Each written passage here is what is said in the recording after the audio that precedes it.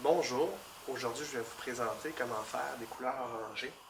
En fait, on va utiliser 3 rouges et un jaune, qui est un jaune cadmium moyen.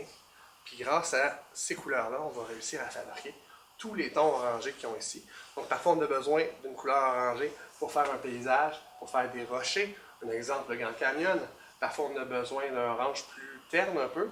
Puis on a besoin aussi parfois des oranges plus vifs, plus saturés, plus purs.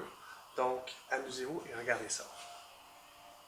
Regardez ici, si je prends un jaune arylide, on peut voir légèrement la petite subtilité. Peut-être que celui-ci plus citronné, plus verdâtre. L'autre va être légèrement plus orangé, donc c'est une meilleure base. Ce qu'on ne veut pas dans une couleur orangée, c'est justement d'avoir un petit peu de vert dedans. Ça, on n'en veut pas. Dans l'orange, on ne veut pas de bleu. Si on se rappelle le cercle chromatique, la couleur opposée, c'est justement le bleu. Donc dans nos oranges, on va avoir le moins possible de bleu. Présentement, dans les 3 rouges que j'ai sélectionnés, en fait, des couleurs qui ont un peu de rouge dedans. Sur lui, c'est simplement du rouge, c'est du rouge cadmium. Ici, j'ai du magenta quinacridum. Puis ici, j'ai un terre de sienne qui est justement brûlé. Donc, si on regarde la terre de sienne, lorsque je l'écrase, déjà, moi, à mon avis, on sent déjà une petite couleur orangée à l'intérieur, donc ça va bien fonctionner. Donc là, on va commencer. On va mettre terre de sienne. On va mettre environ la même quantité de jaune ici dedans. On va venir le mélanger. Donc parfois on peut avoir des pierres ou des roches qui sortent orangées. Donc là présentement, on a une couleur qui va sortir, comme on voit surtout en dessous, la couleur ici. Donc j'ai un orange qui est très, presque dire brûlé. Là, parce que je l'écrase comme ça, on voit ici toute la couleur. Là ce que je vais faire, c'est que je vais prendre un petit peu de ça. Je vais me tasser à côté. Je vais aller encore plus de jaune dedans. Donc, c'est un beau dégradé, pas plus jaune. Même que j'en mettrai un peu plus. Jaune, c'est la couleur la plus faible en coloration. Donc, on a souvent besoin d'en rajouter beaucoup. Donc, on voit ici notre couleur. Une belle couleur ici, très riche. On va se rendre encore un petit peu à côté. On la prend. Là, on se rajoute encore plus de jaune dedans. On se rappelle, le jaune ne colore pas beaucoup, donc on en met beaucoup pour la changer, la couleur. Des belles couleurs chaudes. Des belles couleurs riches. Donc on a un jaune orangé, un orangé, puis un rouge orangé ici.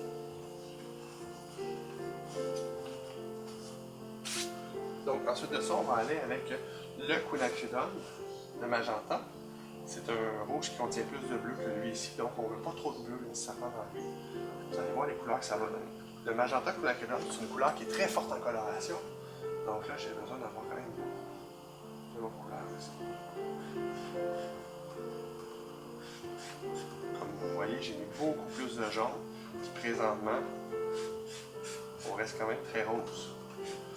Donc si je vais être un peu plus orangé, j'en ai besoin de beaucoup plus. La puissance de coloration, ça influe beaucoup. Là, je vais me chercher un rouge orangé. Présentement, je m'en viens proche. Mais j'en ai besoin de beaucoup plus. Voilà. Ici, je l'ai bien. J'aime bien cette couleur-là, c'est assez pur. Au travers, on peut voir un peu sa teinte, une très belle teinte, c'est riche en couleurs. Ça ne sera peut-être pas aussi pur que l'autre qu'on va aller chercher. Donc là, j'en prends. Même principe, si je me retrouve avec plus de jaune, plus qu'on se tasse ici. Donc plus qu'on s'en va par là ici, plus qu'on se dirige vers là, plus qu'on a de jaune, plus qu'on se dirige de l'autre côté, plus qu'on a justement de la couleur qui est de l'autre sens. Donc plus rouge, plus proche des rouges, moins et plus jaune. J'ai la deuxième couleur. J'écrase pour faire sortir les 2 tons. Et on va aller faire la dernière. Donc vraiment beaucoup de jaune. Un petit peu de l'autre couleur. On va en chercher plus que ça.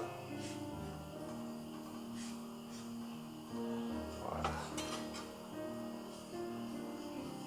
On pourrait peut-être ici la montrer comment elle est ici. Plus comme ça ici.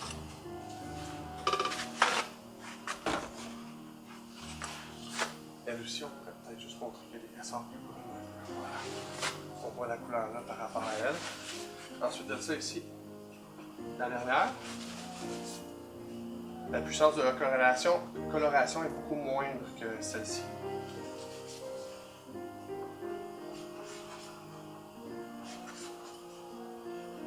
Elle est quand même forte. On voit vraiment que la couleur elle punch beaucoup plus que les autres. C'est vraiment les deux bonnes couleurs là, pour fabriquer les plus beaux rouge orangé et orangé, toutes les teintes orangées. Quand je compare ici, j'étais un peu plus clair. Je pense que j'en aurais besoin encore plus. Je vais chercher un rouge orangé. Voilà. Là, j'ai mon rouge orangé. Je vais tasser. Je vais en mettre juste un peu parce qu'on sait que justement, c'est très faible le jaune. Donc là, on va aller chercher un orangé ici. Entre les deux. Donc quand on compare ici, on a une couleur plus saturée, plus pure que les autres. Je vais mettre un peu de rouge dedans. Voilà. Là, ensuite de ça, la couleur que je vais aller faire, ça va être le jaune orangé. Donc, beaucoup de jaune. On va tout mettre le jaune. On va chercher une petite teinte d'orangé dedans. Et voilà. Peut-être un petit peu de rouge encore dedans. Pas trop. Donc, comme on voit ici, on est moins pur. Encore un peu moins. En fait, on est moins pur, un peu plus pur, et vraiment la couleur la plus pure. Donc, amusez-vous.